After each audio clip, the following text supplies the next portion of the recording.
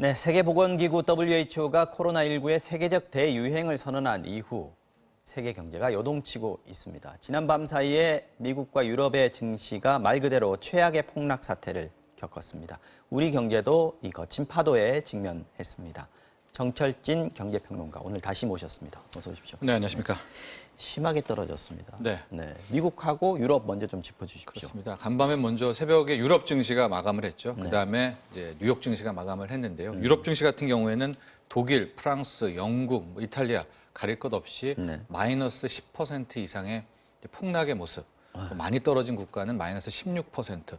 이게 일개 종목이 아니라 시장이 이제 그렇게 무너졌다라고 그러니까요. 보면 되겠고요. 네. 그 다음에 뉴욕 증시가 끝이 났는데 실은 월요일 날 우리가 블랙 먼데이라고 하지 않았었습니까? 이 장이 마이너스 8% 이상하면서 서킷 브레이커가 걸렸습니다. 네. 20분 동안 쉬는 거예요. 다시 한번 또 뉴욕 증시에 서킷 브레이커가 걸렸고요. 네. 이후에 뭐 좀 이따도 설명하겠지만은 연준의 일부 경기 부양책이 나왔습니다. 그래서 그랬죠. 급반등이 한번 나왔는데 네. 한 5분, 6분도 못 버티고 다시 대폭락을 해서 결과적으로는 마이너스 9.9, 마이너스 거의 9.8, 10%죠, 뭐. 예, 10% 가까운 이제 폭락장으로 끝이 났고요. 이어서 열린 아시아장에 뭐 우리나라, 일본, 또 홍콩 모두 이제 뭐 패닉 가까운 모습들을 보였다가 정말 다행인 것은 네. 일단은 이제 국내 증시는 낙폭을 상당히 지금 줄인 이제 그런 상황이 아까 됐습니다. 제가 들어오기 전에 봤을 때는 8% 하락했었거든요. 네.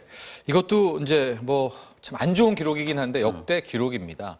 보통 이렇게 시장이 폭등을 하거나 폭락을 할 때는 네. 이 과열을 시키는 두 가지 장치가 있습니다. 하나는 사이드카, 네. 두 가지는 이제 서킷 브레이커라는 게 있는데 설명 좀 해주세요. 사이드카는 현물이 아니라 이제 선물, 이제 선물 파생 시장이 있지 않습니까? 네. 선물이 마이너스 5% 넘게 폭락, 플러스 5%까지 폭등을 할 경우에는 일단은 멈춰서 프로그램 매매를 돌아가지 못하게 하는 게 이제 사이드카가 되는 거고요. 그 다음에 서킷 브레이커는 선물이 아니라 현물이 우리나라 마이너스 8%입니다. 그러니까 미국은 마이너스 7%인데 네. 우리는 마이너스 8%에서 더 오르거나 더 급락할 때 일단 정지를 시켜서 20분간 멈추게 되는데요. 오늘 먼저 코스닥의 사이드카가 나왔고 네. 코스닥 시장에서 서킷 브레이커가 그러니까 즉 코스닥이 마이너스 8%가 폭락한 거예요. 그러네요. 그리고 나서 이제 거래소 시장에 사이드카가 걸렸고 이어서 거래소의 서킷 브레이커 즉 오늘 코스피도 마이너스 8%가 폭락 했었다라는 뜻인데 코스닥은 네. 실은 워낙 변동성이 크기 때문에 뭐 이렇게 서킷 브레이커가 걸리기도 합니다. 작년에도 걸렸고요. 네네. 근데 코스피가 이렇게 마이너스 8% 폭락하는 이 하락 때문에 서킷 브레이커가 걸린 것은 2001년 9.11 테러. 네. 그땐 9.11 테러 터지고 바로 장 열리자마자 이제 서킷 브레이커가 걸린 그런 상황이니까 네. 19년 만이고요. 코스닥과 코스피에서 모든 양시장이 네. 다 사이드카 서킷 브레이커가 걸린 것은 대한민국 주식 역사상 이제 처음 있었던 그렇군요. 네, 그런 이제 폭락이 연출이 됐는데 다시 한번 말씀드리지만 이후 서킷 브레이커 이후에 이제 뭐 한국은행 뭐 금융회의도 열리고요. 문재인 대통령 주재로 네. 어느 정도 이제 해외 시장에서도 혹시 이번 주말에 뭐 경기 부양 나오는 거 아니냐 이런 얘기들이 나오면서 낙폭은 지금 상당히 줄인 그런 상황입니다. 이 정도 됐으면 주말 사이에는 뭔가 대책이 나올 거라고 주식시장에서 투자자들이 생각을 했다? 그렇죠. 이렇게 보는 게 일단은 맞습니다. 해외에서도 부양책이 있겠고요. 우리의 부양책이 있을 텐데 이제 해외, 특히 미국 같은 경우에는 실은 이렇게 된 이제 여러 가지 이유 중에 하나가 트럼프 대통령이 그 페이롤 텍스 프리 급여세 감세 인하 이후에 또 다른 언급을 안 한 채 그냥 뭐 그렇죠. 유럽 봉쇄 얘기만 하고 간 어저께요. 거예요. 예, 네. 영국, 아일랜드 빼고는 유럽 제한한다는 얘기를 해버리니까 오늘 떨어진 게 그 영향이 큰 거겠죠?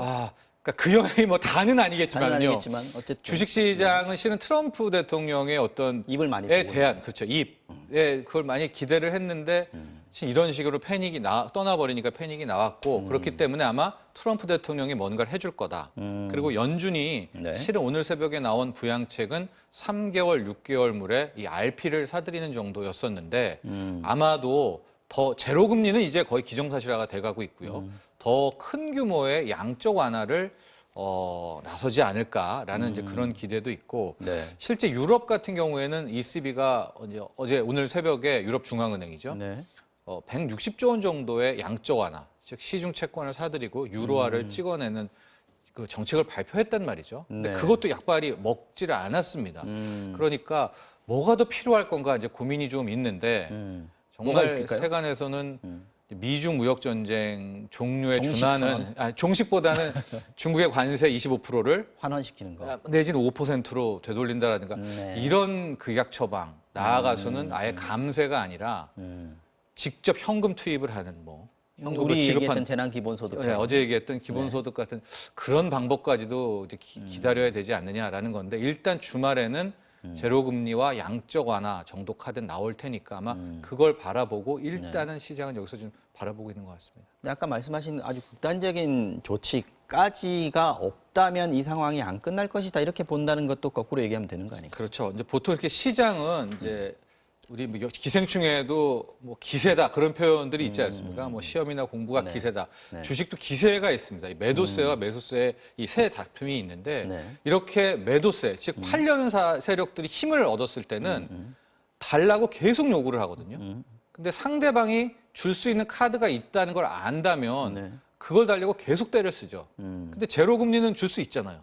지금 벌써 시장은 당장 이번 3월 18일에 최악의 경우 1%포인트를 바로 인하해서 제로금리 간다는 얘기까지 나올 정도니까 제로금리는 얻었고 양적 완화도 그냥 뭐 웬만한 단기 채권 혹은 국채 정도가 아니라 회사채 네. 내지는 MBS 같은 부동산 주택 저당 채권 싹 다 사들이는 양적 완화도 요구할 수가 있겠고요. 앞서 말한 것처럼 중국 관세 되돌이라는 것도 요구할 수 있고 그러니까 끝없이 때를 쓸 거란 말이죠. 그러니까 그런 대목도 아마 이걸 베푸는 쪽에서는 경기 부양책을 내놓는 쪽에서는 많은 고려를 해야 되지 않을까 봅니다. 오늘 우리나라에서 대통령도 지금 경제 점검회의를 긴급하게 열었단 말이죠. 네, 한국은행 그렇습니다. 총재도 참여했고 네. 금리위원장도 참여했고 네. 이런 경우들도 잘 없는 경우예요. 그렇죠. 예. 이것도 그러면 이번에 다시 조금 지금 장중이지만 네. 반등한 거에 영향을 끼쳤다고 볼 수 있어요. 예, 그리고 아주 조심스럽기는 하지만 지금 나오는 얘기가 한국은행에서 임시금융통화위원회, 임시금통위를 곧 열 수가 있다. 네. 그 시기에 대해서 얘기가 그 나오는데 얘기는 금리를 내린다는 얘기인데. 내린다는 그죠? 거죠. 이제 폭만 남은 건데 미국의 FOMC 회의가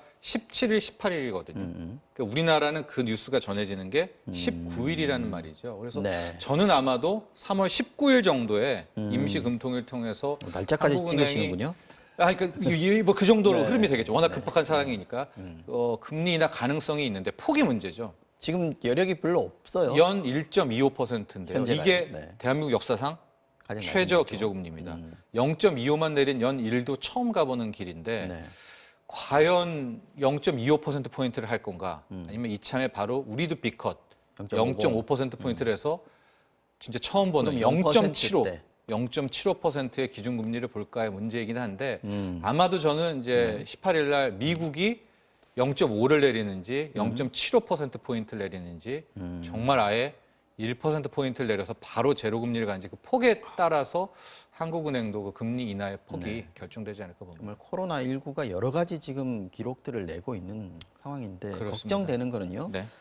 지금 이게 바닥일 것이냐 네. 아닐 수도 있는 거 아니겠습니까? 언제가 바닥을 칠까요? 그렇죠. 이제 바닥은 그 누구도 이제 모르는 얘기고요. 네. 바닥에 들어갔더니 그게 이제 1층인 줄 알았더니 지하 1층이 있었고 뭐 이 지하 1층에 가봤더니 2, 3, 4층 뭐 이런 얘기들이 있기는 한데 징후가 있겠죠. 일단 뭐 수급으로도 돌아선 뭐 징후도 외국인이 다시 산다던가 네. 아니면은 코로나19 관련한 정말 치료제라든가 적어도 치료제에 준하는 뉴스가 나온다든가 확진자 수가 크게 뭐 줄어든다든가 네. 아니면 앞서 말한 것처럼 경기 부양책 중에 정말 우리도 생각 못했던 극약 처방이 하나 나온다. 초유의 사상 최대의 경기 부양이 나온다던가 아마 이런 것들이 바닥을 만드는 징후가 아닌가 이렇게 보고 있습니다. 알겠습니다.